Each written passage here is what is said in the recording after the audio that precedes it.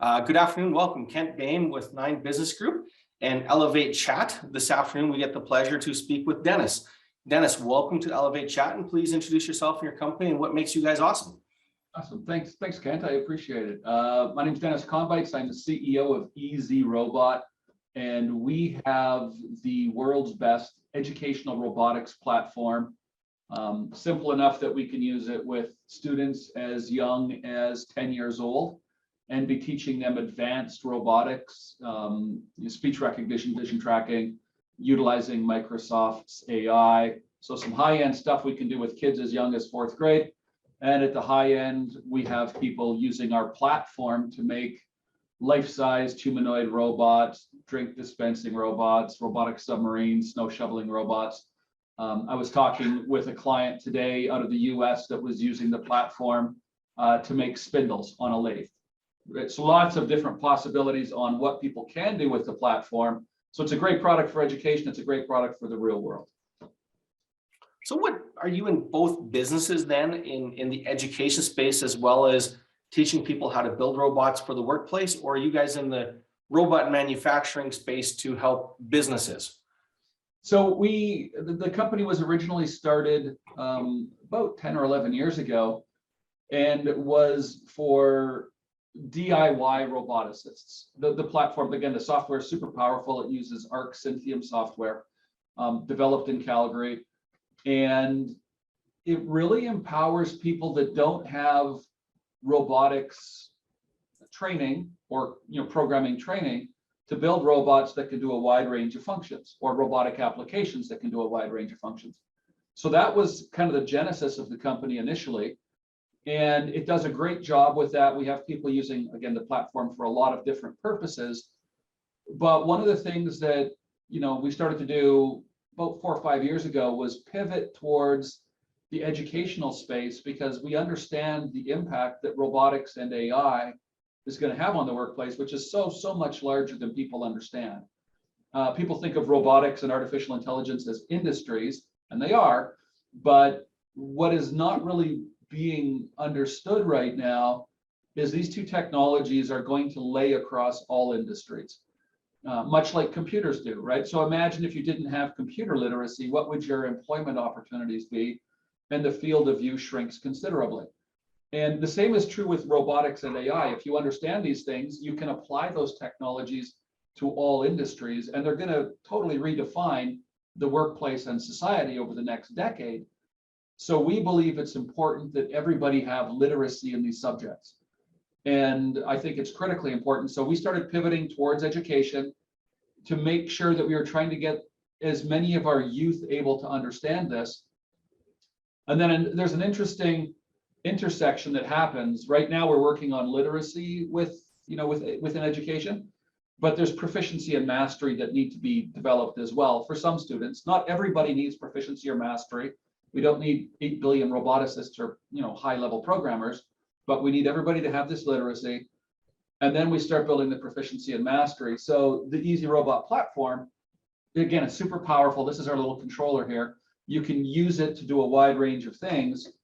And so for us, there's a real nice intersection coming where the education market and the industrial market, or the do-it-yourself roboticist market, those two things are going to start to merge together as we introduce new sensors like LiDAR, infrared, ultrasonic. We've already got those. Accelerometer, gyroscopes, CO2 sensors, light sensors, heat sensors. We can do all of these things. And so again, people can make a wide range of things. And what's happening with our DIY community is very similar to the type of projects that our educational community will be working on over the next couple or 3 years, once their students start to work through the process of learning about robotics. So it really fuses both together. So who's ultimately your ideal client then? Who's the perfect referral, perfect client for you? Man, there's so much need for this. I can't pin it down to a perfect client. I guess, universities are great clients for us, right? Because they're utilizing the full functionality of what we can do, or at least they have the potential to utilize that. But there's nothing that warms my heart more than going into a school and teaching robotics and having a 4th or 5th grade girl come up and say, I used to be afraid of robots and I'm not anymore. So I love the educational space as well. The big thing is we're teaching within the education space, we're teaching robotics, we're teaching coding. But Kent, the largest thing that we do is we're changing the way people perceive themselves. Most people are afraid of robotics and coding in terms of education, right? At the high school level. And I've spoken with 20,000 educators in the last 9 years. So these stats are really solid.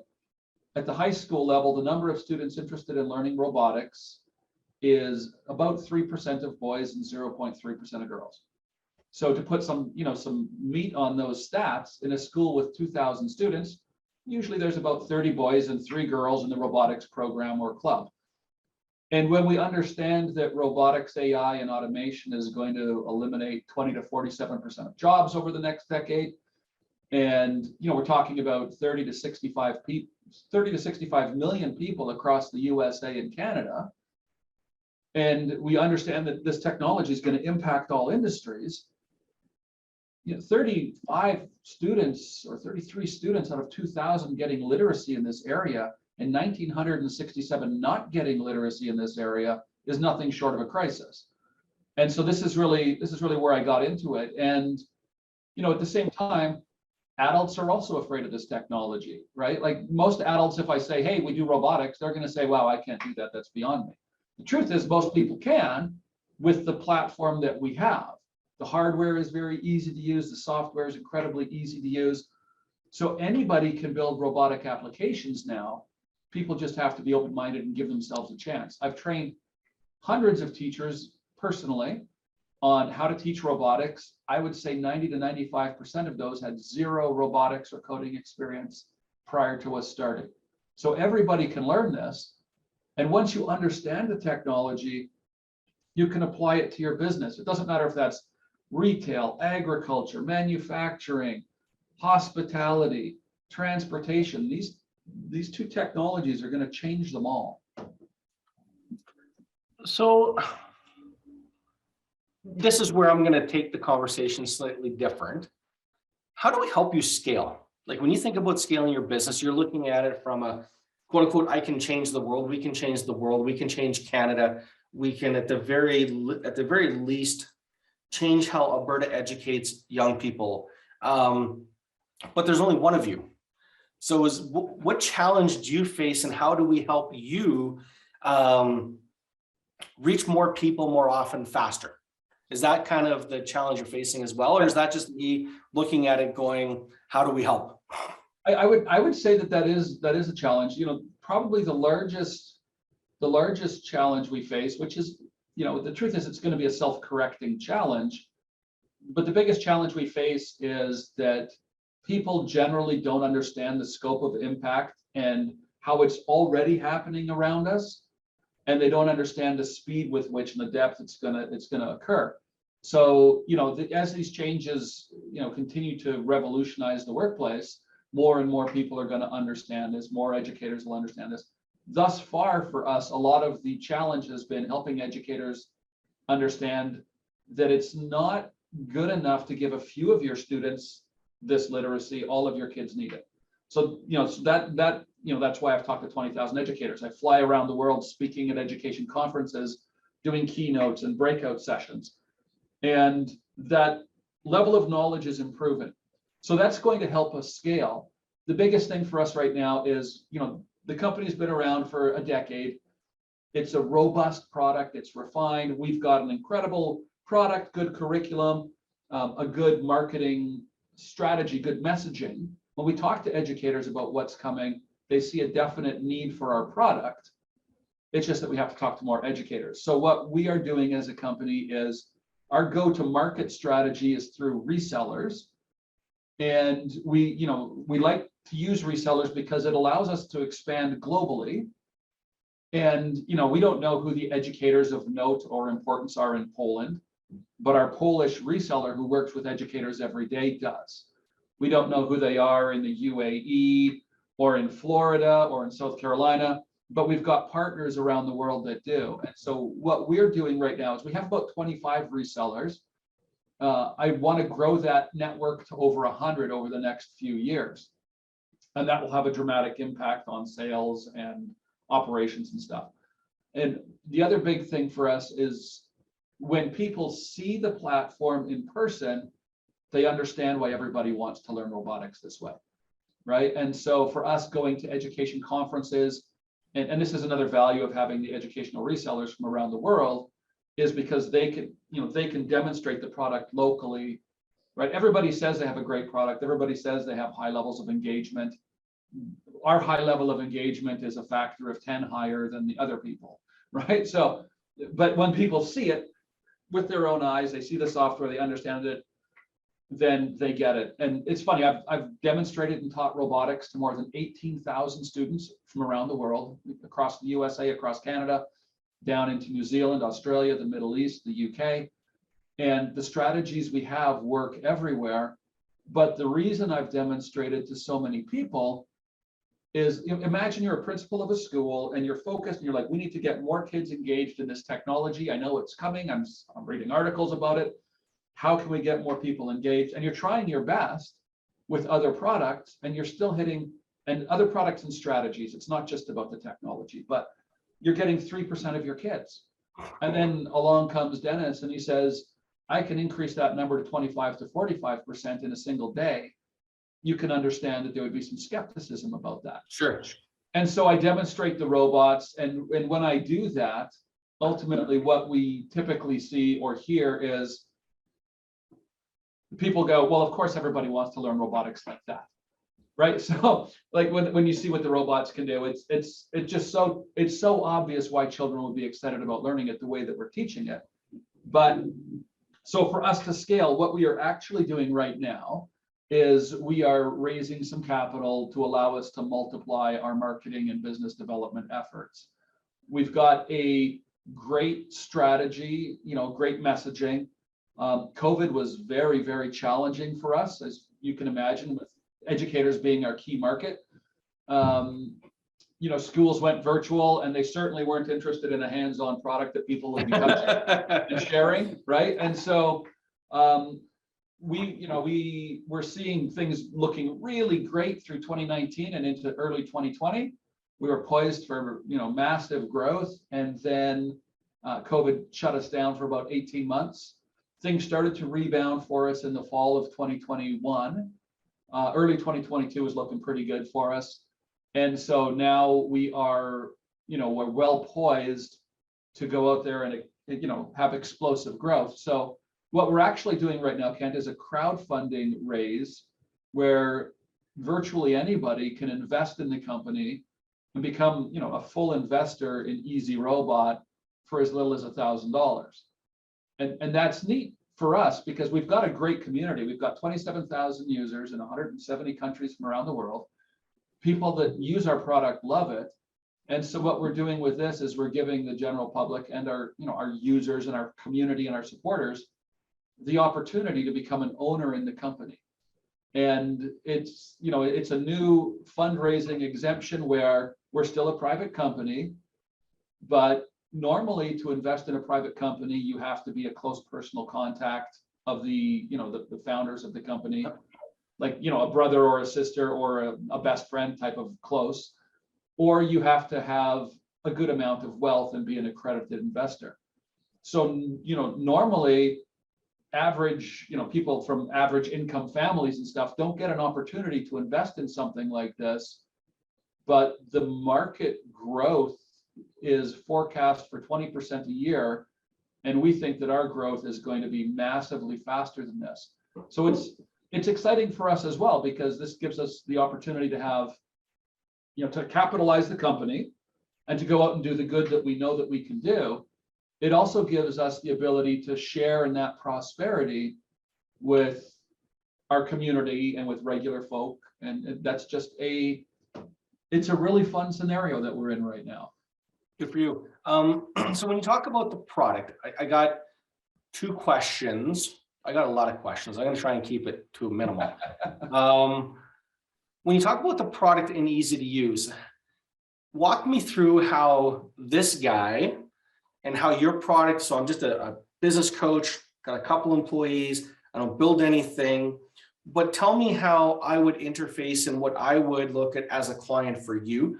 Would I subscribe and learn things as a learning platform to make robotics, or well, how would it apply to me as just Joe Q Public? Okay, so there's that's such a multifaceted answer. Okay, I'll give a great example of what the transition is coming, like that robotics and AI is going to bring.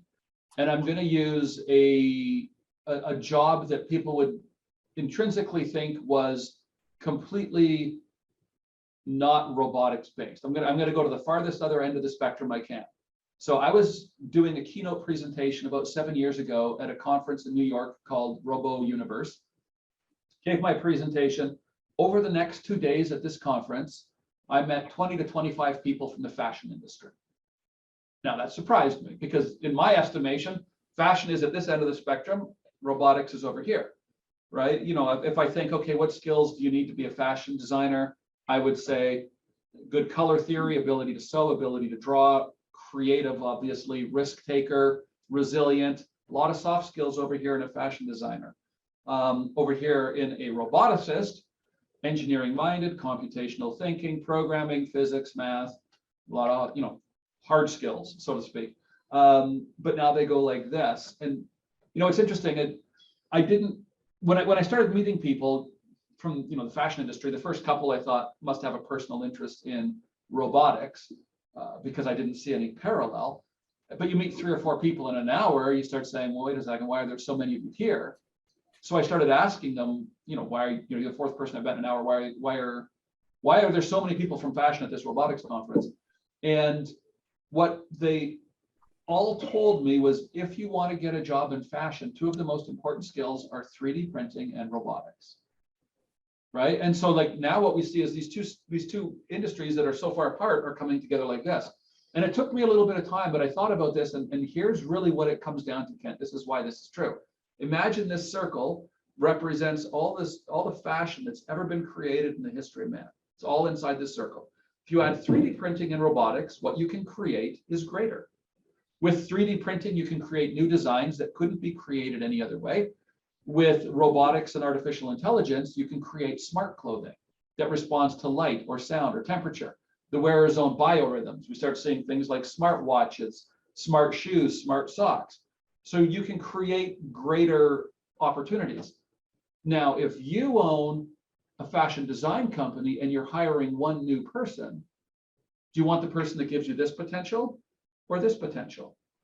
And the answer is, you know, the greater potential. And I've asked that question of 20,000 educators and probably another 1,000 non-educational adults. Everybody picks the bigger circle. It's really simple. But there's an important thing that we have to understand. Once these people are available, you know, then the people that don't have this knowledge have a hard time finding a job. And so then when we look at what's happening in our schools and we look at the levels of enrollment, we see there's a huge problem, right? So even in a scenario, you know, like you've got there, Kent, where you're helping people grow their business, you're providing guidance and whatnot. If you understand robotics and AI, I can tell you with a high level of confidence that most of your clients don't. But they could be implementing robotics and AI, and they need to understand it, because if they don't, their competition will eventually, right? And the, you know, without getting into super specifics, the advantages that are there already, if you understand this, if you're a business manager, are tremendous. If you start looking at artificial intelligence and what it already can do, the impact is huge. And this isn't just about low skill workers that are working at the McDonald's as a chef, or, you know, working in a coffee shop. This isn't just about those types, you know, of people. It's not just about blue collar labor. If you're an accountant and AI comes out and it makes accounting 30% easier, then your billings are going down by 30% if you're independent.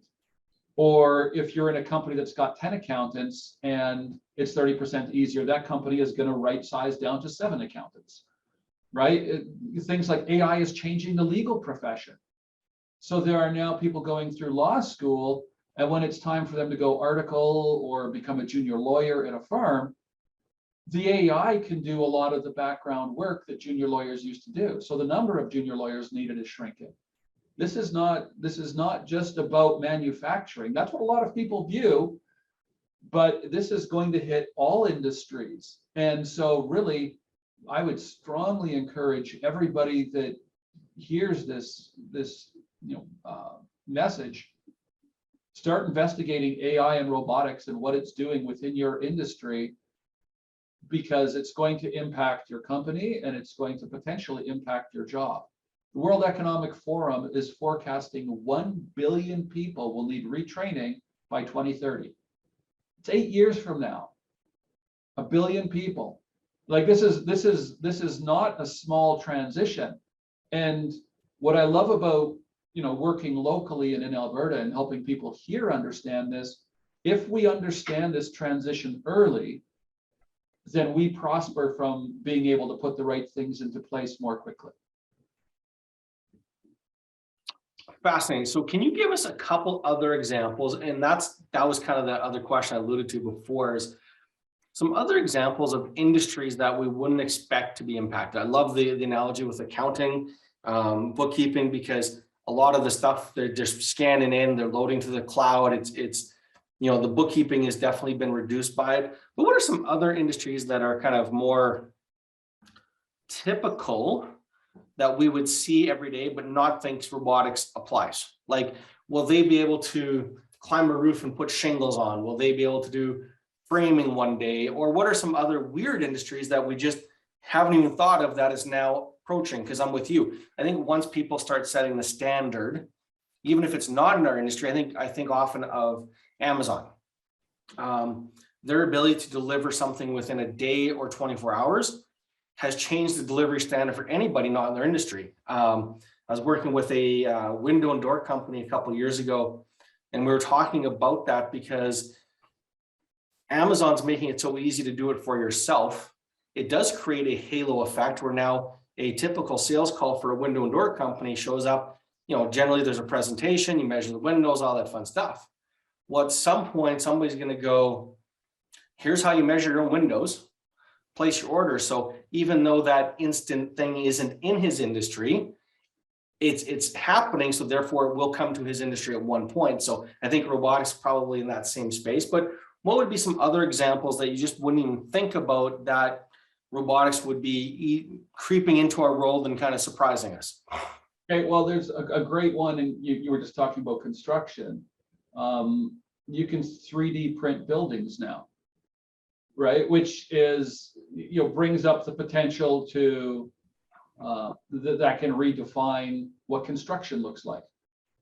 Could you build robots that could frame a house? We're not there yet, but I believe that something like that is coming for sure. That would be a relatively repeatable task.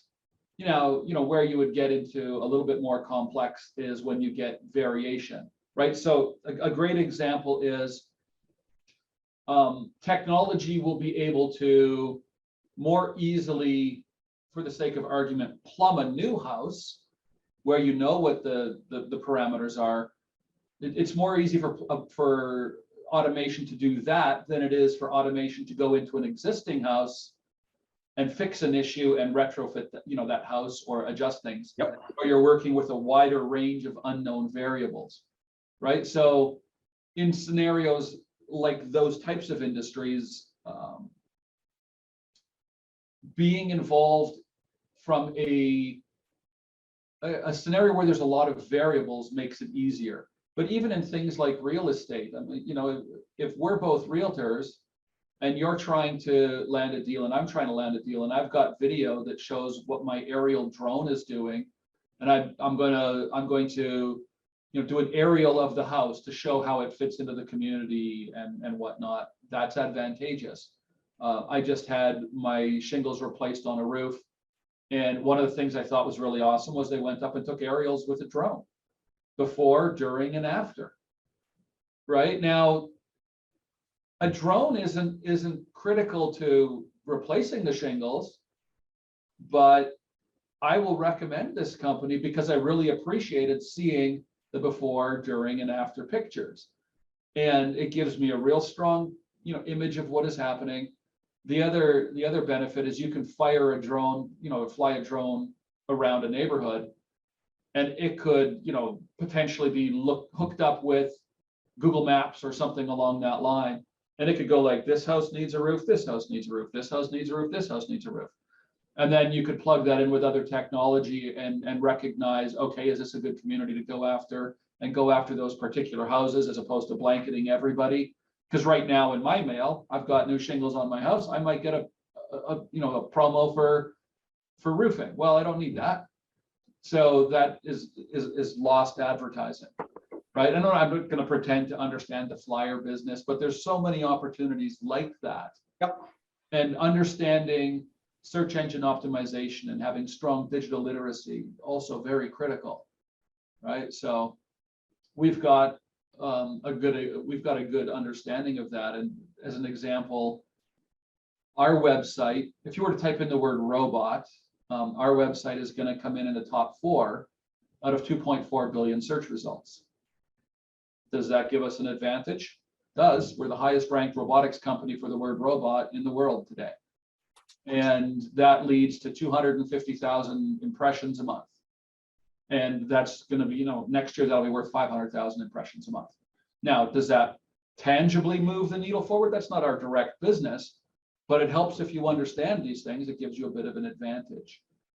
And there's AI that can assist with marketing and stuff out there that could help everybody's company, right? So there's so many changes that are happening today. And, if you understand those things, you're going to be advantaged. And a great example of this to me is, I think of the, university education for people that are in business programs. Well, imagine, let's go back to the circles I did earlier. Here's the business manager that doesn't understand robotics and AI. Here's the one that does.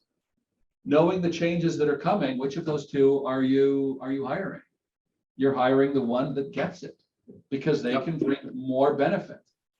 And now here's the interesting thing. If universities aren't teaching about this, you need to take the time and energy to go online, find the information yourself. There's, YouTube is a great place to learn about all of this stuff and understand what AI is. There's actually a video out there that's pretty cool. If people went onto YouTube and typed AI plays hide and seek, there's a video that will show how AI generally can function and learn. And it's a fun video to watch, and it really gives a good understanding. And I use that video when we teach teach courses for adults on understanding robotics and AI. We do a 2-day course that is an introduction to this. And we've had engineers in there, we've had lawyers, and there's people that are very technically minded that are going, okay, I don't understand this. And implementing AI and robotics isn't necessarily super easy for a lot of businesses, but it is super easy for some. And it's just important to understand where your particular business fits on that scale. Fascinating. What is the biggest frustration with your current business? Kind of where you're at now? Government policy. Yeah, no, that's fair. But specifically with regards to COVID, I mean, it's I don't know where things are headed, right? The travel restrictions that were in place for a long time, obviously the changes to the education space, a lack of consistency in policy, and a lack of communication, that makes it more difficult for us to plan ahead, right? It's like, oh, okay, we're closing schools. Well, what thresholds do you need to reach before you reopen schools so that we can start to plan for that? Gotcha. And like those types of things. And I believe that COVID should be mostly behind us, but I just don't know that the government believes that COVID is mostly behind us. So it creates a bit of uncertainty. The world is a big place, and we are a global company, so we're able to ride through that stuff pretty well. But that's probably the biggest frustration I have. and the biggest joy I have is helping people understand what's coming and being able to prepare and take care of themselves and inspiring children. That's just the energy that comes off children when they're doing robotics is off the charts. I can only imagine. Out of curiosity, how have you, and you don't have to answer it, it's a complete curiosity question. Why did you decide on the business model that you have with resellers versus, say, franchising? Really, it comes down to the connections that people have. So the education space is largely, like, the sales have largely come based upon trust.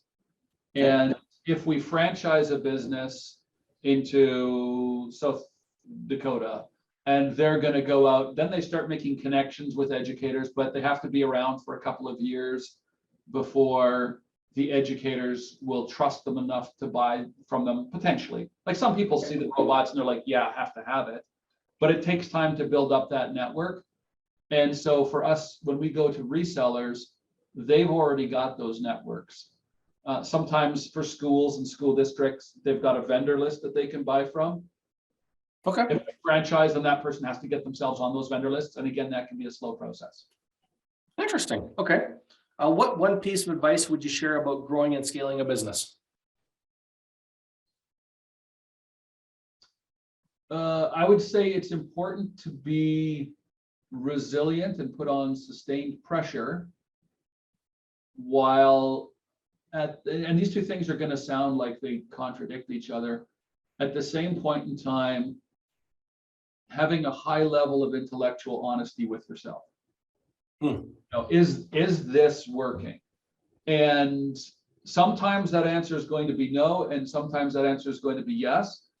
And sometimes you're going to get small indicators that are say it's going to work, right? So like, my example of us ranking really well on Google, we know that produces a small amount of sales, or some sales for us today. We know that amount of sales will increase annually, so that's worth putting some energy on, right? Just based on where the market is going and stuff, we know that if we can hold that ranking, that's good.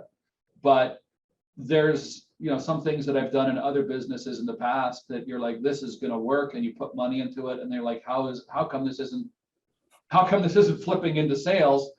It worked so great on the drawing board table. Yep. Right? We're in a good position with Easy Robot because the company's been around for 10 years, so we've got this process now nailed.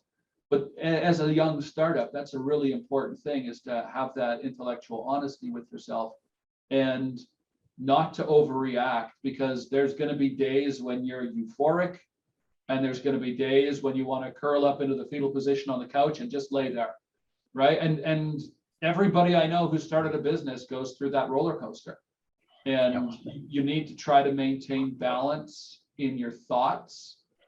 Where when you're euphoric, it's probably not going to be euphoria from that day forward. Take the euphoria, it's awesome. Take the wins, they're great, celebrate them. But when you're having challenges and stuff, don't get too reactionary, don't get too down, because if you just keep, and this is the importance of the consistent effort, just keep planting seeds.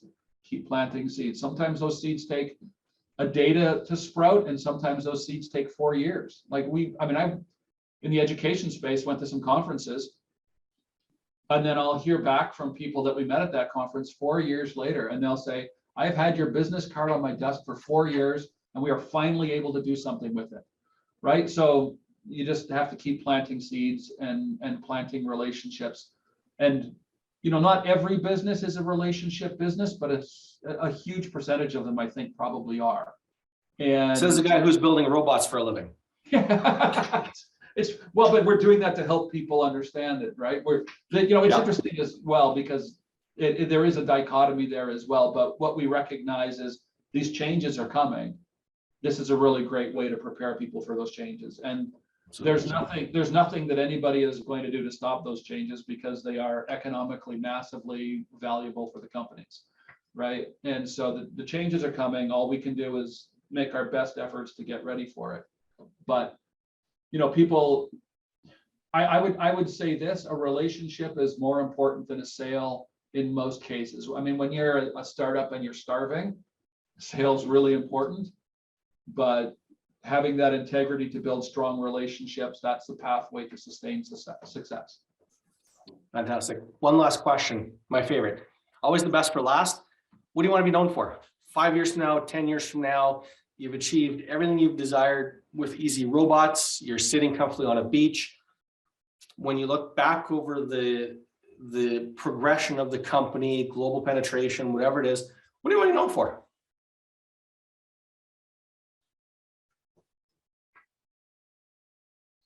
Opening people's minds and opportunities, helping people,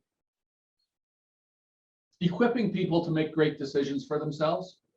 You know, I mean, we go into schools, and I'll talk to 60 kids or 100 or 500 kids, and we'll have a number that we know we've made a huge difference for. Like I said, like, you know, we'll hear from a girl, I used to be afraid of robotics and I'm not afraid anymore.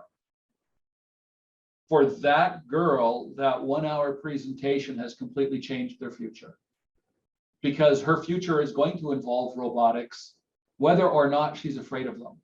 And so, you know, the big thing for us is really, I guess I'd love to be known for inspiring people and helping open their field of opportunity for the future. How many people do you think you can impact? Tens of millions. Tens of millions? Tens of millions, easily, yeah, and you know, maybe hundreds of millions. It's a you know, I've spoken with 20,000 educators already. I've demonstrated and taught robotics to 18,000 children personally. Yep. And so, and I did a day of robotics inspiration where I started at 8 a.m. or 9 a.m. in New Zealand, did a webinar. This was during COVID. We tried to still reach people, do the best we can under those circumstances.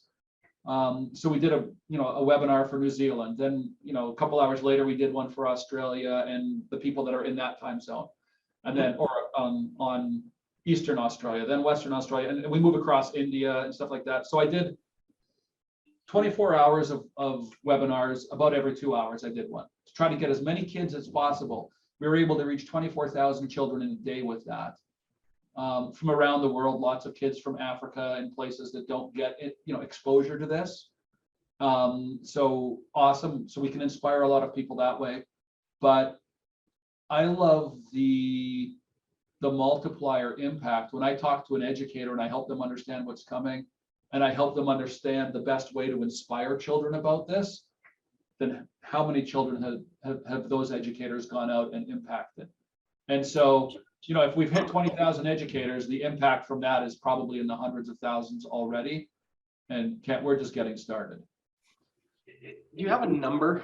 And I guess, because I look at it, most clients, most business people don't think in numbers like that. So I want to try and dig it out of you, where we've gone past the 30 minutes. So bear with me. Do you track it? Do you actually have that number written down? You say, I want, you know, we talk in business, the BHAG, the big, hairy, audacious goal, all those fun things. But do you legit have a number that you want to impact and change 500 million lives? You know, I don't have a number in my head, because my number is everybody. You know, Kent, with the changes that are coming, everybody needs this literacy. Now, you know, from a business perspective, would I love to see easy robot in every school? Yeah, that would be awesome. But, you know, that'd be really awesome. But that's not the larger picture, you know, most important thing. The most important thing is that people have an understanding of what is coming and develop the self-confidence to be able to prepare themselves. Right? There's a lot of attention on emotional learning right now and people's mental health. And let's go back to my stats about the high schools, where 97% of kids are not interested in learning robotics. They think it's gross, it's intimidating, they don't like it. Now imagine that, you know, you've got your engineering-minded kids, and over here you've got your creative kids that hate engineering. Mm-hmm. Think of what happens every time there's a news story about climate change and we're wrecking the world and there's no solution, or what's going to happen every time there's a story about robots are coming, they're going to take your job, or AI. Even hearing what I'm talking about, I'm hopeful about the future, but I know that the statistics are brutal and intimidating, and this information shrinks people.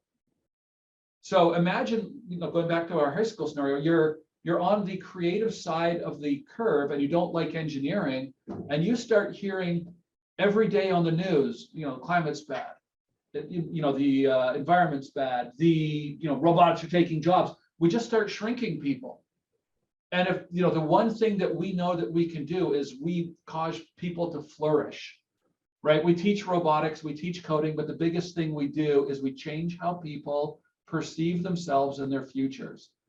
There is no cap on the importance of that. So I've never thought about, I'd like to reach 100 million or 500 million people. I want everybody to flourish. And so I will relentlessly pursue this until we reach as many people as possible. Fantastic. So I said one more question, but I got to know. So I got a 15-year-old son at home. Yeah. Short of getting into his school system, do you have a product or service that works for a 15-year-old who wants to theoretically learn more? Is that where you have a service offering, or is it really strictly for business owners and schools, or is it a individual type basis as well? Yeah, so the company was originally created for the do-it-yourself market.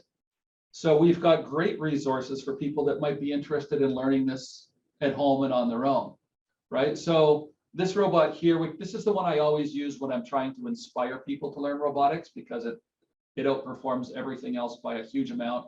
The price point on this guy is $600 US, which can sound expensive until you understand the impact and benefit. And then you think about how much it's going to cost to put your children through university.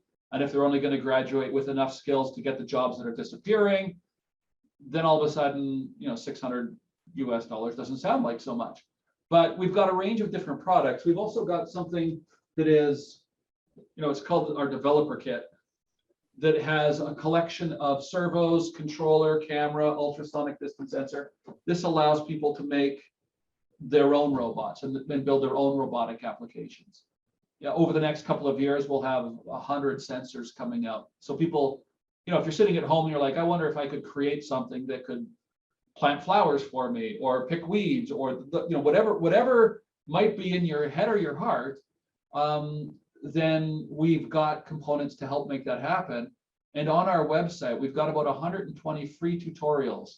Some of those tutorials are very basic. Here's how to build your robot. Some of those tutorials are very complex. Here's how to do artificial intelligence with your robot, or how to, do visual tracking with your robot, or use a Wii remote, or virtual reality glasses. So you see what the robot sees. You move your head, the robot moves its head.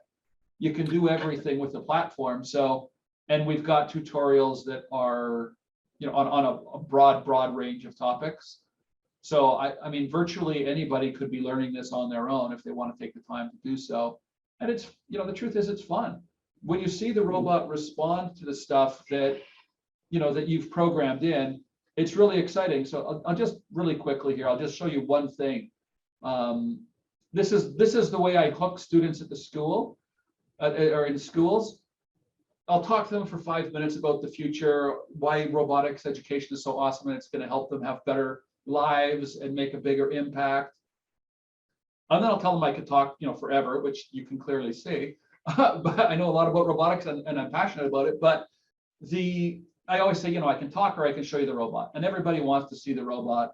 So I let them know this guy's name is JD, and then I say, JD, show me how strong you are.